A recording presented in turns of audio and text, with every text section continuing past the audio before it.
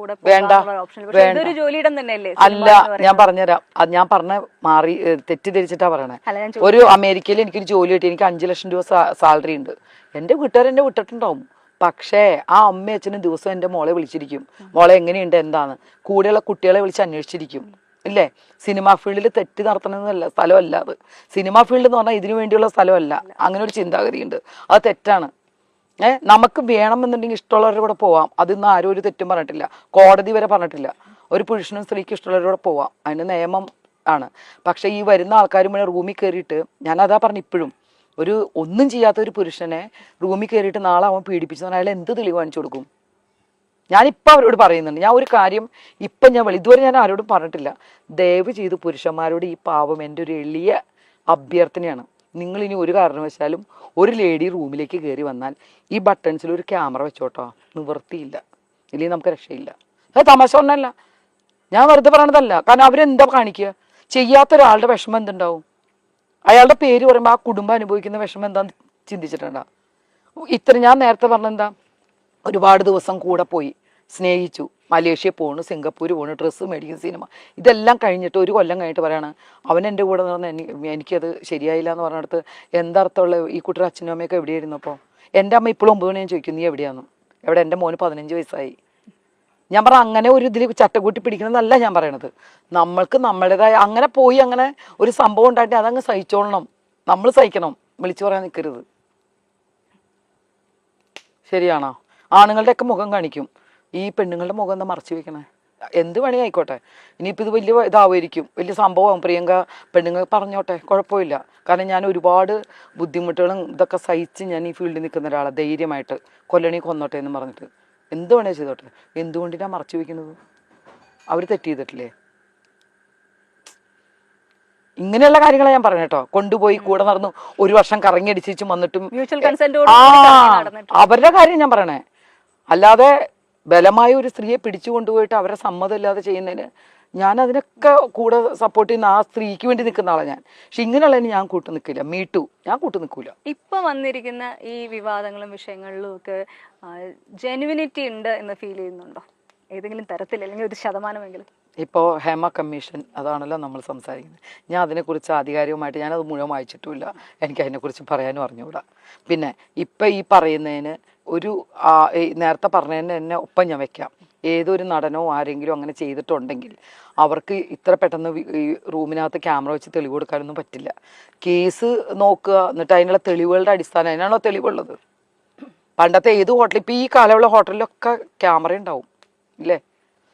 പിന്നെ കുറ്റം ചെയ്തിട്ടുണ്ടെങ്കിൽ ശിക്ഷിക്കുക. പിന്നെ ചെയ്ത നമ്മുടെ ഭാഗത്തുള്ള തെറ്റെന്താണ്? ആ നിമിഷ സ്പോട്ടിൽ നമ്മൾ പ്രതികരിക്കില്ല. എന്തുകൊണ്ടാണ്? ഇപ്പം ചോദിക്കുക എല്ലാവരും, ഇവളൊക്കെ 10-12 കൊല്ലം കഴിഞ്ഞിട്ടാണ് പ്രതികരിക്കുന്നത്. ആ സമയത്ത് പേടിയാണ്, പേടിച്ചിട്ടായിരിക്കും പ്രതികരിക്കാത്തത്.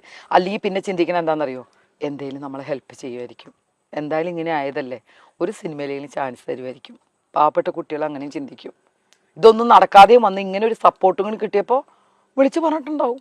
കാരണം നല്ല സപ്പോർട്ടില്ലേ ഇപ്പോഴത്തെ സ്ത്രീകൾക്ക്? ഇപ്പം ഈ പ്രശ്നം വന്നാൽ എല്ലാവർക്കും സപ്പോർട്ട് കൊടുക്കുന്നില്ലേ? അപ്പോൾ അവർ വിളിച്ചു പറയും. അതിൽ സത്യം എന്താണെന്ന് അന്വേഷിക്കട്ടെ, അന്വേഷിക്കണവരെ എല്ലാവരും വെയിറ്റ് ചെയ്യേണ്ടി വരും. കാരണം നമുക്കിപ്പോൾ പെട്ടെന്ന് കയറിയിട്ട് നാളെ തന്നെ അയ്യോ ഇല്ലട്ടോ എന്ന് പറയാൻ പറ്റില്ല, ഇത്തിരി സമയം എടുക്കും. അത് സമയം വരെ വെയിറ്റ് ചെയ്യണം. ഈ പ്രശ്നങ്ങളും വിവാദങ്ങളും ഇടയിൽ ചേച്ചിയുടെ ലൈഫിൽ വളരെ എന്താ പറയുക മോശമായ കാര്യങ്ങൾ പുറത്തു വന്ന സമയത്ത് ഇത് കണ്ടിട്ടാണ് ബ്രദർ ആത്മഹത്യ ചെയ്തത് എന്ന് ചേച്ചി പറഞ്ഞതായിട്ടാണ് ഞാൻ. ഒരിക്കലും ഇല്ല, അത് 100% തെറ്റ്. പിന്നെ ഞാൻ ഫീൽഡിൽ വരുന്നതിന് മുമ്പ് എന്റെ ബ്രദർ മരിച്ചു.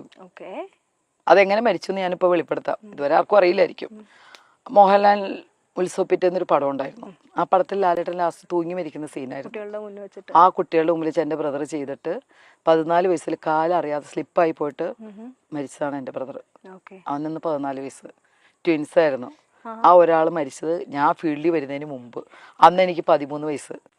ഈ ഇൻസിഡന്റ് ലാലേട്ടന് അറിയാം. ഇത് പേപ്പറിൽ വലിയ ന്യൂസായിരുന്നു. അത് വന്ന് ഭരത് ഗോപി സാറാണ് അത് ഡയറക്റ്റ് ചെയ്തത്. അദ്ദേഹത്തിനും ഈ ഇതറിയാം. ആ ഒരു സ്നേഹം എൻ്റെ അമ്മോടും എന്നോടും ലാലേട്ടനുണ്ട്. പക്ഷേ ഇന്ന് ഇപ്പൊ ഇന്റർനെറ്റിൽ നോക്കിക്കഴിഞ്ഞാൽ പല വാർത്തകളിലും പറഞ്ഞു വരുന്നത് ഈ സഹോദരൻ മരിച്ചത് ചേച്ചിയുടെ ലൈഫിലുണ്ടായ വിവാദം ഉണ്ടായ പിക്ചർ കണ്ടതിന് ശേഷമാണ് സഹോദരൻ ജീവൻ. ഒരിക്കലും അല്ല. ഇത് കേട്ടുകൊണ്ടിരിക്കുന്ന മരിച്ച സമയത്ത് പെരുമ്പാവൂർ വെച്ചാ മരിക്കുന്നത്. ആ നാട്ടുകാർക്ക് കറക്റ്റ് അറിയാം എന്താ സംഭവം എന്ന്. അന്ന് പ്രിയ ഫീൽഡിലില്ല. അപ്പം ഇത് ശുദ്ധ നുണയല്ലേ പറഞ്ഞു. അപ്പം ഇതുപോലെ എത്ര എത്ര ന്യൂസ് എന്നെക്കുറിച്ച് പറയുന്നുണ്ട്. ഇതൊരു ബ്രദറൊക്കെ മരിച്ചത് എന്ന് അത് കഴിഞ്ഞ് എനിക്കൊരു ബ്രദറുകൾ കുവൈറ്റിൽ വർക്ക് ചെയ്യണു വൈഫും കുട്ടിയായിട്ട്. ആ ബ്രദറും ഇതായിട്ട് യാതൊരു കണക്റ്റഡും അല്ല. പക്ഷെ ഞാൻ അതും കേട്ടു. ആ പത്രം അന്ന് വിറ്റത് എങ്ങനെയാണെന്നറിയോ? ഞാൻ കണ്ടതാ. അന്ന് ഞാൻ സത്യമായിട്ട് പൊട്ടിക്കരഞ്ഞിട്ടുണ്ട്. ഞാൻ പാസ് ചെയ്യുമ്പോൾ കടയുടെ മുമ്പിൽ തൂങ്ങി കിടക്കുന്നു. പ്രിയങ്കയുടെ ഫോട്ടോ ഉണ്ട്, നഗ്നമായ ഫോട്ടോ ഉണ്ട്, ബ്രദർ തൂങ്ങി മരിച്ചെന്നു. ആലോചിച്ച് നോക്ക്. അപ്പം അത് എന്തിനാണ് ആ ഹെഡിങ് കൊടുത്തത്? അയാളുടെ പത്രത്തിൽ കാശ് കിട്ടാൻ വേണ്ടി ആൾക്കാർ വാങ്ങി വായിക്കും. സെയിം പത്രം ക്രൈം കൊടുത്തതാണത്. ക്രൈം പറയണെന്ന് എനിക്ക് പേടിയൊന്നുമില്ല അയാളുടെ പേര് പറയണേന്. ക്രൈം നന്ദകുമാർ അന്ന് ആ പത്രം അത് ഇട്ടിട്ട് അന്നത്തെ മാത്രം വിറ്റുപോയ കാശ് എത്രയാണെന്നറിയോ? എന്തിനാണ് നുണയായിട്ടുള്ളൊരു കാര്യം പറഞ്ഞ് ഇങ്ങനെ ചെയ്യണം? ഭരതേട്ടനെ കുറിച്ച് കുറേ പറഞ്ഞു. ഭരതേട്ടൻ്റെ വീട്ടിൽ ജനിച്ചു വന്ന ഒരു മോളെ പോലെ സ്നേഹിച്ച ആളാണ് ഭരതേട്ടൻ, ലളിത ചേച്ചി, ആ കുട്ടികളൊക്കെ. സിദ്ധാർത്ഥനെ ഞാൻ എടുത്തുകൊണ്ട് നടന്നിട്ടുണ്ട്. അപ്പോൾ ഇതിപ്പോൾ പറയുമ്പോൾ ഇത്രയൊന്നും ഞാൻ ആരോടും പറഞ്ഞിട്ടില്ല. പക്ഷെ മരിച്ച കാര്യം ഞാൻ കുറേ ന്യൂസ് വായിച്ചിട്ടുണ്ട് ഇങ്ങനെ. ഇത് കേട്ടുകൊണ്ടിരിക്കുന്ന എന്നെ അടുത്തറിയുന്ന ആൾക്കാർക്കറിയാം, എൻ്റെ കുടുംബക്കാർക്കറിയാം, ആ നാട്ടുകാർക്കറിയാം, ഹോസ്പിറ്റലുകാർക്കറിയാം. പോസ്റ്റ്മോർട്ടം നടന്നു എത്ര വർഷം മുമ്പ്? പ്രേം നസീർ മരിച്ച ദിവസം ആലോചിച്ച് നോക്കിയാൽ മതി. അന്നാണ് എൻ്റെ ബ്രദർ. എത്ര വർഷമായി? വിവാദങ്ങളിൽ നിന്നും വിവാദങ്ങളിലേക്ക് തന്നെ പോവാണ്. ഒരു വിവാദം ഒന്ന് ഒഴിഞ്ഞു വരുമ്പോൾ അടുത്തൊരു വിവാദം വരുന്നു. അങ്ങനെ ഒരു തോന്നൽ വരുന്നുണ്ടോ? അമ്മ പറയും കാർത്തിക നാളെ സൂക്ഷിച്ചും കണ്ട് നിൽക്ക്, കാർത്തിക കീർത്തിയും കേൾക്കും അപകീർത്തിയും കേൾക്കുമെന്ന്. ഞാൻ അറിഞ്ഞുകൊണ്ട് വിവാദങ്ങളിലേക്ക് വരുന്നതല്ല. എനിക്ക് അങ്ങനെ താല്പര്യവും ഇല്ല. അങ്ങനെയാണെങ്കിൽ ഇന്ന് ഏറ്റവും കൂടുതൽ വിവാദവും ചാനൽ മുഴുവൻ നിറഞ്ഞു നിൽക്കേണ്ടത് ഞാനാ. എനിക്ക് വേണമെങ്കിൽ ഉപയോഗിക്കായിരുന്നു. അവരുടെ കാര്യങ്ങൾ മതി, താല്പര്യമില്ല. ഇതറിയാതെ വന്നു പോകുന്ന ഓരോരുത്തർ പടച്ച് വിടുന്ന വിവാദം ആണ്ടോ. ഇപ്പം നമ്മളിപ്പോൾ ഇപ്പം നിങ്ങൾക്ക് തന്ന ഒരു ഇൻ്റർവ്യൂവിലെ ചില ഭാഗങ്ങൾ എടുത്തിട്ട് ഇപ്പോൾ ഈ ഒരു ചാനലുകാർ ചെയ്യുന്ന അവരുടെ ജോലിയാണ്. അവർക്ക് എങ്ങനെ ചാനൽ റീച്ച് കൂട്ടാന്നാ നോക്കുള്ളൂ അല്ലേ? അല്ലാതെ പ്രിയങ്കയ്ക്ക് ഇതിപ്പോൾ ഒരു വാർത്ത ഇട്ട് കഴിഞ്ഞാൽ പ്രിയങ്കയ്ക്ക് വലിയ പ്രശ്നം ഉണ്ടാവുമെന്നൊന്നും ചിന്തിക്കണ്ട. എല്ലാവരും അങ്ങനെയാണ്, സ്വന്തം കാര്യങ്ങൾ തന്നെ നോക്കുകയുള്ളൂ അല്ലേ? അതിന് തെറ്റ് പറയാനൊന്നും ഞാനാണല്ല. പക്ഷേ ഇപ്പം ഈ ചോദിച്ച ചോദ്യം അതിനുള്ള ആൻസർ വലിയൊരു ആൻസറാണ്. ഈ ലോകത്തുള്ള ആൾക്കാർ ഈ ചാനൽ കാണുന്നുണ്ടെങ്കിൽ അവർ അറിഞ്ഞിരിക്കണം.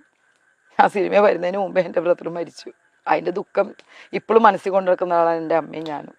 ലാലേട്ടനോട് അന്ന് വിയറ്റ്നാമിൽ അഭിനയിച്ചപ്പോൾ ഞാൻ പറഞ്ഞു, ലാലേട്ടൻ ഇങ്ങനെ അന്ന് അമ്മയെ ലാലേട്ടൻ ചേർത്ത് പിടിച്ചിട്ട് പറഞ്ഞതാണ്, മോനെ പോലെ കണ്ടോളൂ കേട്ടോ. ഇന്നും എൻ്റെ അമ്മ മോനെ പോലെ കാണുന്ന ആളാണ് ലാലേട്ടൻ.